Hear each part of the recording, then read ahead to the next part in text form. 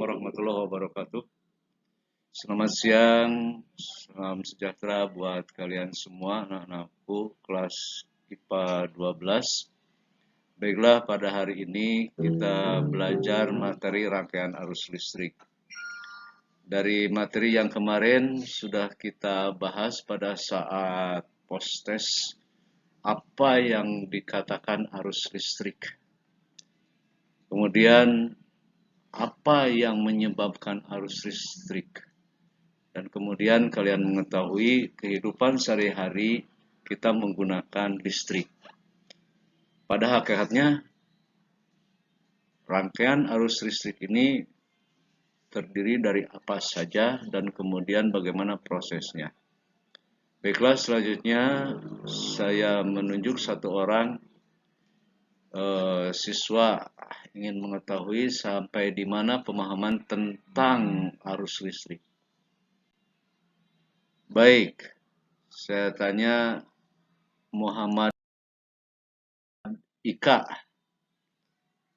apa yang dikatakan arus listrik? Oke. Arus listrik bisa sesuatu yang bisa nyetrum, Pak. Oke, sesuatu yang bisa nyetrum. Kemudian bagaimana tanggapanmu, Imar, mengenai apa yang dikatakan oleh Muhammad Ika?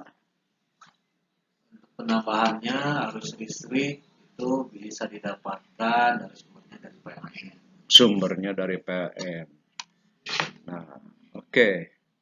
Jadi apa yang didapatkan sumbernya dari PLN tadi sehingga di rumah kita alat-alat kita bisa beroperasi. Contohnya lampu bisa menyala.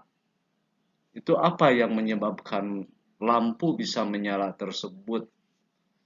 Nah, tadi dikatakan sesuatu yang mengalir dari PLN. Apa yang mengalir dari PLN itu, Muhammad Ika? Arus listriknya, Pak. Arus listriknya. Kemudian Muhammad Imar? Ya, sama arus listriknya. Arus listriknya. Ya. Jadi arus listrik itu adalah apa yang dikatakan arus listrik itu,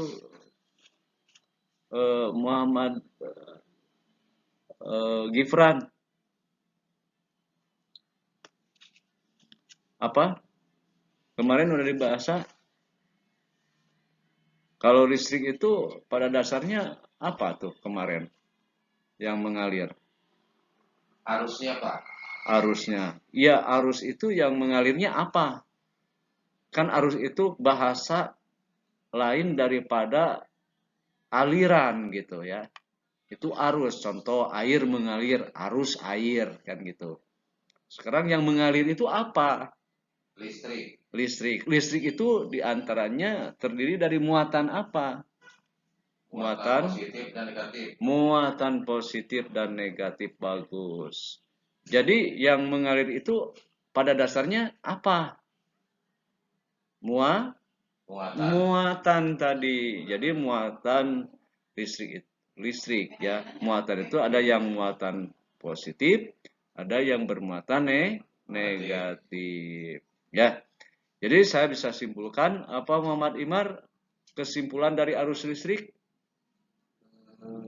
Aliran muatan listrik yaitu muatan positif dan negatif. Muatan positif saya simpulkan arus listrik adalah aliran muatan-muatan positif yang apabila makin banyak muatan positifnya yang mengalir dalam selang waktu tertentu, maka arus listriknya makin besar.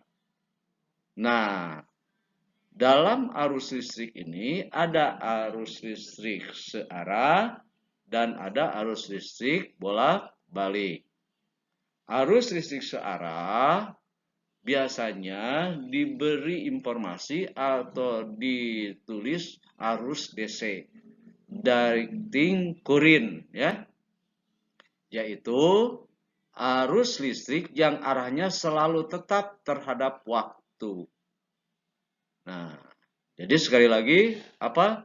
Arus listrik itu terbagi yaitu arus listrik searah dan arus listrik bolak-balik ya. Nah, kemudian arus listrik ini bergerak dari kutub yang selalu sama, yaitu dari kutub positif ke kutub negatif. Nah, jadi arus listrik itu bergerak dari kutub yang berbeda, ya, yaitu dari kutub positif ke kutub negatif pada suatu rangkaian listrik. Arus dapat mengalir jika berada pada rangkaian tertutup, artinya rangkaian ini tertutup, tidak tersekat atau tidak terputus. Contoh kabel, ya. Selamanya kabel itu terpasangkan ke kutub positif dan negatif, itu dia akan mengalir arus listrik. Begitu ya, Muhammad. Tadi siapa? Muhammad Ika dengan Muhammad Iman, paham ya? Oke, yang lainnya bisa dipahami ya. Bisa dipahami. Oke, ini ada kata atau informasi yang menyatakan kuat arus listrik. Nah, orang sering menginformasikan kuat arus listrik. Apa itu kuat arus listrik? Junaidi. Kuat arus listrik itu seberapa besar listrik yang mengalir. Oke. Karena tadi dikatakan muatan, kalau muatan itu bukan besar, tapi banyak ya. Ada elektron, ada positron positif ya, ada yang negatif, ada yang positif. Jadi kesimpulannya kuat arus listrik itu didefinisikan banyaknya muatan listrik pada suatu konduktor atau perangkat yang bisa mengantarkan arus listrik seperti kawat, baja, kemudian besi yang termasuk golongan konduktor tiap satu satuan waktu. Jadi setiap waktu itu muatan dari positif menuju negatif itu terus, yang negatifnya ngalir terus setiap waktu selama rangkaian itu tertutup, tidak terputus atau tersambung ya. Nah, biasanya pada rangkaian itu ada saklar. Saklar itu bisa memutus, bisa menyambungkan arus listrik.